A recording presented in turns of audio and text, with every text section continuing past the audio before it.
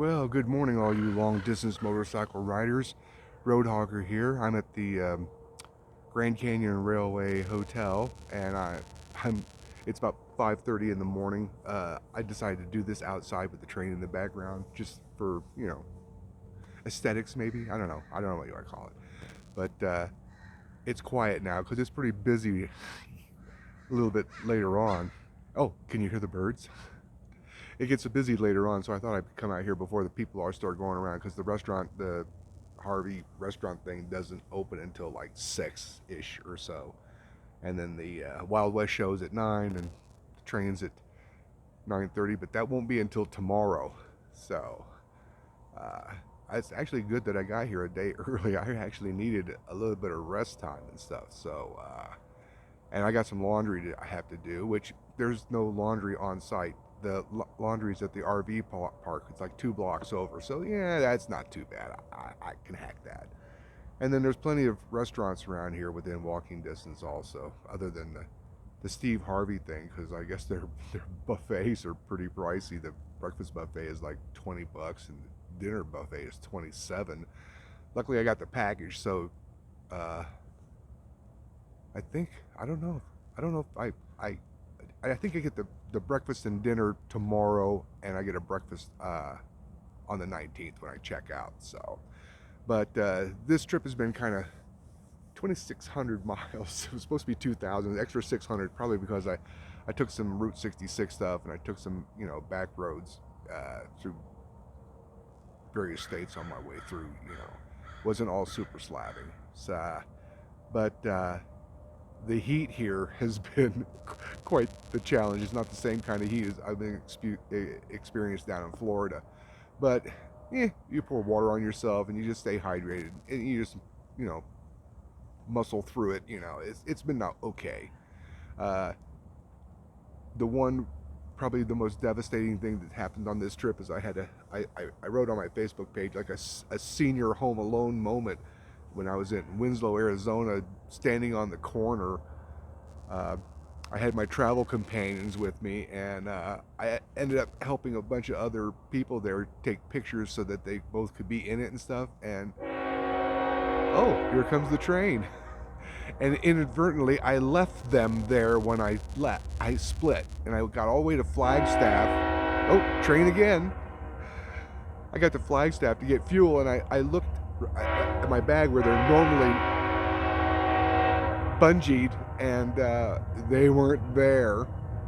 So I thought, what am I gonna do? Because it was like 48 miles, and so I just turned around and rode all the way back to Winslow, and they weren't there. Of course, I guess. So I checked at the Standing on the Corner store across the street from where the photo ops all go, and a real nice lady, Bobby, was there, and she was very sympathetic. Hear that? And the train doesn't leave until 9:30.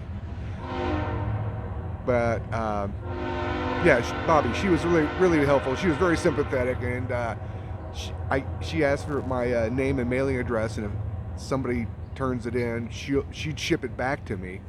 And she suggested I post on their Facebook page, the Standing on the Corner Facebook page, and I did. I posted a lost item thing, and I put a picture of my pig and my elf, which, gosh, that's I can't even believe that I left them there like that.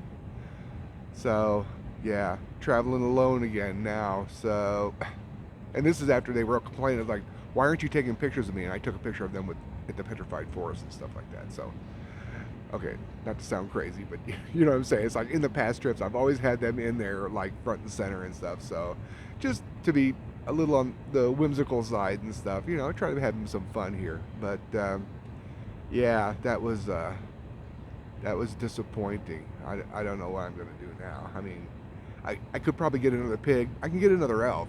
It just doesn't have the same sentimental value,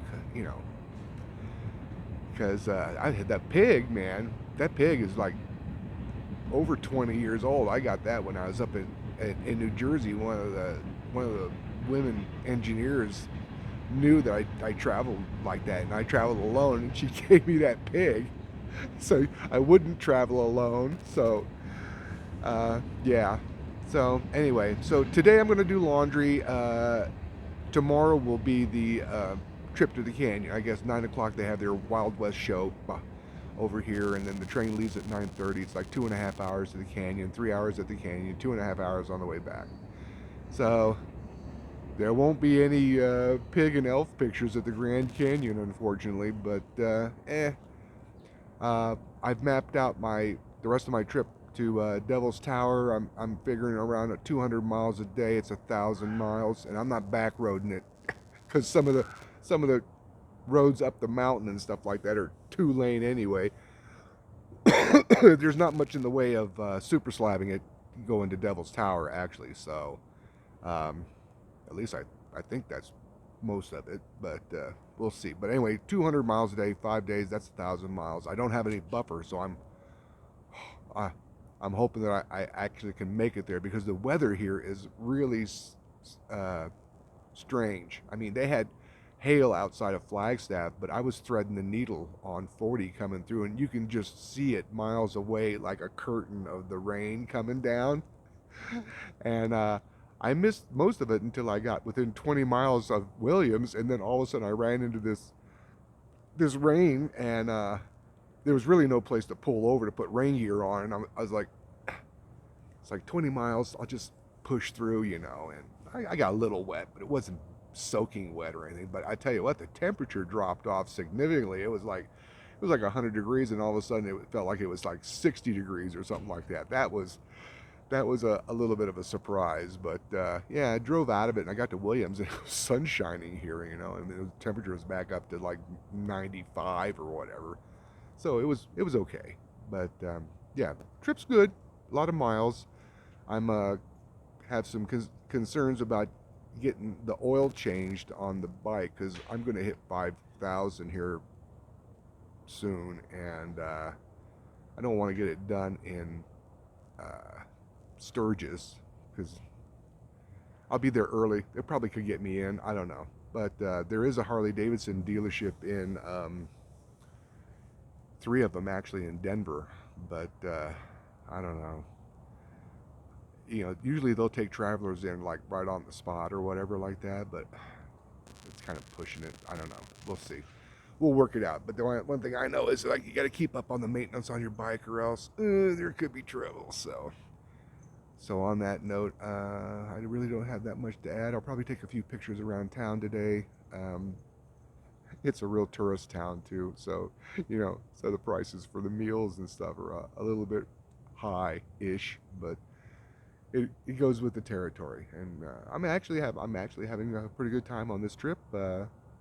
And on that note, this is Roadhogger saying good morning and God bless and goodbye.